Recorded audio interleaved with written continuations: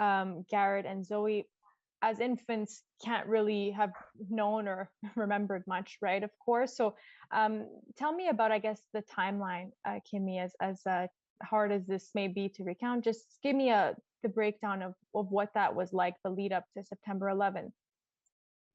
You mean on that actual day? Exactly. On that day, it was just a normal morning. You know, it was a Tuesday morning. The sky was real blue, gorgeous day. I was outside in my car and I was measuring distances because on September 15th, Frank and I were supposed to compete in a duathlon in Saint Sever, north of Montreal. So I was out measuring, it was supposed to be 3 kilometer run, 30K bike, and another 3K run. So I was out in my car. Um, our housekeeper was at home actually with Zoe and Garrett at the time. And I heard on the radio that a commercial aircraft had hit the World Trade Center. And I didn't have a phone with me. I heard it on 1010 News. So I raced home to our house.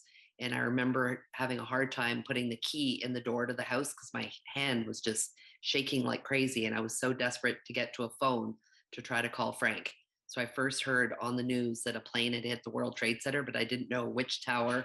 I didn't know if it was a big plane, a little plane. I remember looking up at the sky and thinking it's a perfectly blue sky, clear day. Like, how come a plane hit the World Trade Center? So I got into the house and I picked up a landline and I called Frank's office right away. And someone answered the phone and they said, Frankie, what one? It's Kimmy. So Frank picked up the phone and I was just so relieved that he was able to pick up the phone. I could hear his voice. And he said to me right away, he says, if you think we got rocked in 93, he said, this was 10 times worse. Because in 1993, we both lived through the World Trade Center bombing. And he said that they were knocked right out of their seats onto the floor when the plane hit the other building. What was your correspondence from then at that point? Okay, you have that relief that he was okay in that moment, but then what changed? What happened? Well, my immediate reaction was, Frank, get out of there. I said, best case scenario, your windows are going to shatter. I'm like, go down, go get a coffee. There was plenty of time before the stock market would open. The opening bells at 9:30. And this, I believe, was just after, I can't remember what time this was actually. And so he said to me, can you call my mom and call your mom and tell them that I'm okay, that it's not my building and that I'm okay. So I hung up the phone. I called his mother in Michigan. I got her voicemail and I left a message and I said, I just got a call from Frank. Don't know if you're watching the news, but the World Trade Center has been hit. It's not Frank's building and he's okay. And then I hung up and I called my mom. And as I was speaking with my mother, telling her that he was okay, I had call waiting from my close friend who lived in Englewood. And she said, Kimmy, I don't know if you're watching the news. And she said, Frankie's building was just hit. And she said, I'm going to come over right away. So she came over to the house and I was in the living room holding Zoe, and our friend Sandy was holding Garrett. And we're watching the TV and his building was on fire. The first building was on fire. And we were actually watching the screen live when the building collapsed at 9:59, when his building was the second to get hit, but the first to go down. You're cool. Oh, I'm sorry. Right. I was actually going to ask you that because it's what I read, and that's okay. The timeline. I was trying to call him after his building was hit, and I kept getting a busy signal. And I tried calling his cell phone, and no one answered. And at 9:22, the phone rang, and I picked up, and it was Frank, and he was very calm. And he said, I need you to listen to me carefully. He says, I've been up to the rooftop and the rooftop doors are locked. He says, we're trapped on the 87th floor and it's getting difficult to breathe. And I could hear lots of voices. I could hear, shuffling and coughing. I could hear the glass breaking. I assumed that it was for a fire extinguisher. And he said, I know you know this, but I love you, sweetie. And I need you to promise me to tell Zoe and Garrett every day for the rest of their life how much their papa loves them. He says, but right now I need your help and you need to call 911 and you need to tell them that we're trapped on the 87th floor.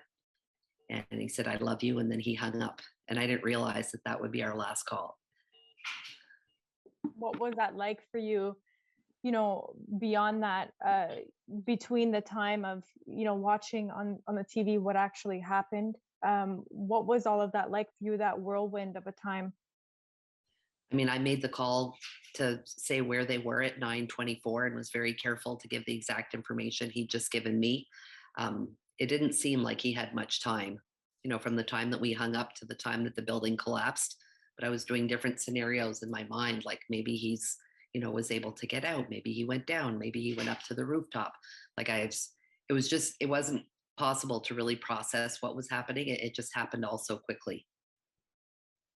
From that point, once you learned what had happened to Frank, what was your immediate reaction, going through the motions of this tragedy? I think the initial thing that happened is different wives whose husband worked with Frank.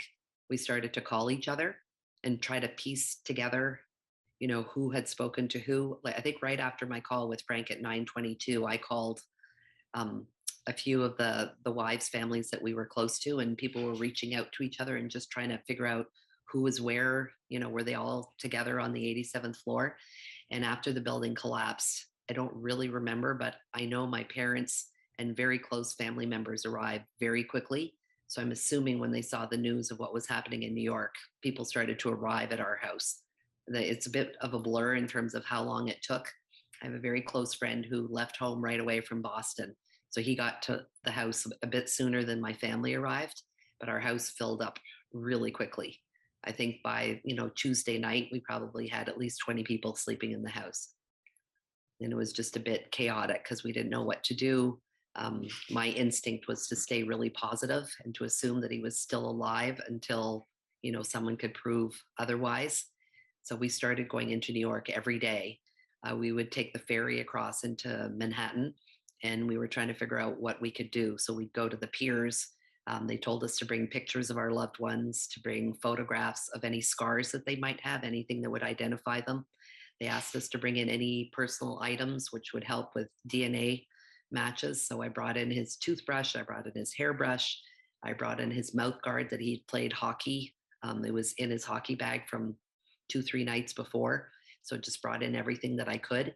And there were some days where we would just go stand outside the hospitals in lower Manhattan, hoping that anyone would be, discovered and brought to the hospital. But it was kind of eerie. We all stood around and we waited, and there's nurses and a few doctors outside, and no ambulances came. There were no sirens. It was like this horrible smell of burning buildings, and basically, no life was coming into these hospitals.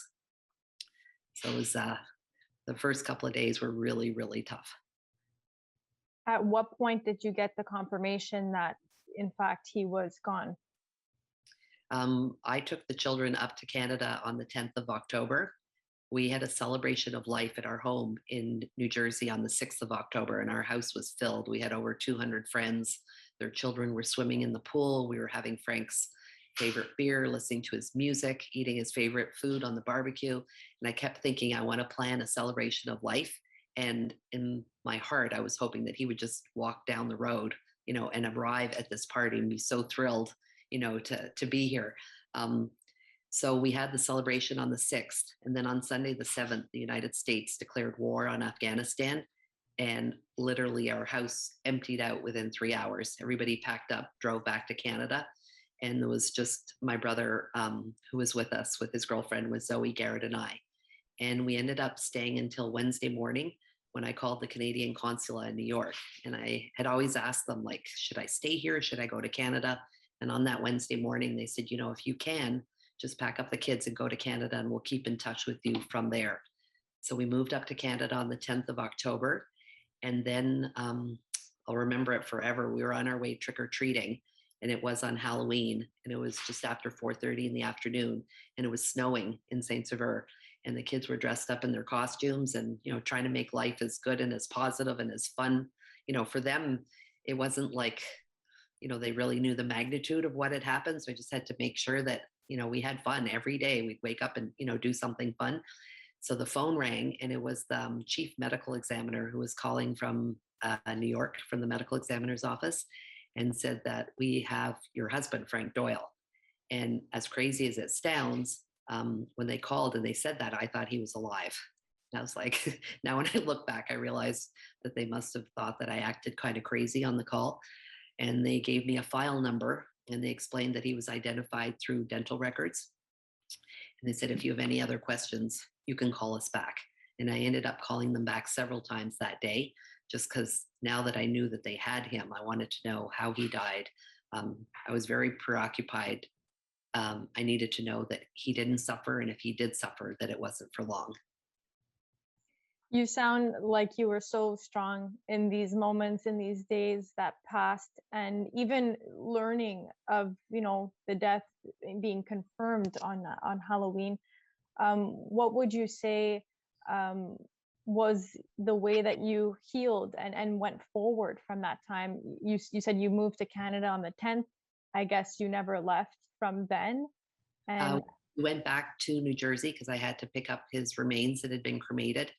That was probably the worst day, was being back in the house and the doorbell rang. There was this young woman who just said, "I'm so sorry for your loss." And she stretched out her arms and she handed me this little pine box with his name on it. And that's when it really, hit home of what had happened. So I just remember kind of collapsing in the house and holding on to this little box, and it just became so real. Yeah. for Zoe and Garrett, you both as kids, obviously you were there, but you don't have a true recollection of what actually happened in that moment. I'm sure you've heard this story being recounted a number of times. How do you feel when you hear this, both of you, your mom describing the events of that day? I mean, it's always really emotional. And now, because our whole lives we've been hearing these stories, not only from her, but from everyone who's around during that time. And I'm not sure if it's because of these stories that I feel like I have some memories, or if I actually do. But I still feel like I remember some of the aftermath, like the months afterwards. What about you, Garrett? Um, Sorry, dog. I mean, I don't know. Some of my first memories probably are seeing the TV and seeing that, not fully understanding it, but knowing that it should be something significant. And obviously, it was so commonly circulated in the media and stuff. It's not something you can be sheltered from for your entire childhood. So I grew up with it, but I don't know. I think because we were in Canada, I grew up under the assumption that it was like something specific to us, and I didn't realize like the gravity of all of that at the time. What about, I guess, oh, go ahead. I was going to say, on the 10-year anniversary of 9/11, there was a crew from CBC who came to interview us. We had just done a triathlon to honor Frank. And I remember specifically they were interviewing Zoe and Garrett and, trying to ask them how they felt. And they were so puzzled that why would this team travel from Toronto to video us? And why are they sharing our story? And why is everybody going to watch this, on the news? And I think for them, that was kind of, the Garrett would have been 11 and Zoe was 12. And I remember there was a lot of questions after, the 10th anniversary. And I felt like that's when things really started to get processed for them in terms of the magnitude of 9/11. And it wasn't just our family, who was affected by this tragic day, but we were part of like a big part of history, especially in the United States. What about for you both, now 10 years beyond that anniversary, now marking the 20-year? Um, how does your perspective change, especially learning about this in some fashion in school, that your family was directly impacted? How do you feel, I guess, marking 20 years beyond that? I'll start with Garrett and Zoe, and then Kimmy, if you want to chime in as well for your feelings. Um, well, like I was saying before, what really changed for me in at least the past 10, 11 years is knowing that it was a huge event that like rocked the world, not even just the United States, but geopolitical events went into motion all over the place. That, I mean, everybody was impacted by 9/11 in some way or another. So it's not something I can avoid. And I don't know. It's something that I've learned to, it's part of history. It's part of who I am. And we both study international relations, and like geopolitics. So we've learned so much more about 9/11 and its effects, So not just our little bubble and our family, but the greater world impacts. And it's kind of surreal that it's been 20 years.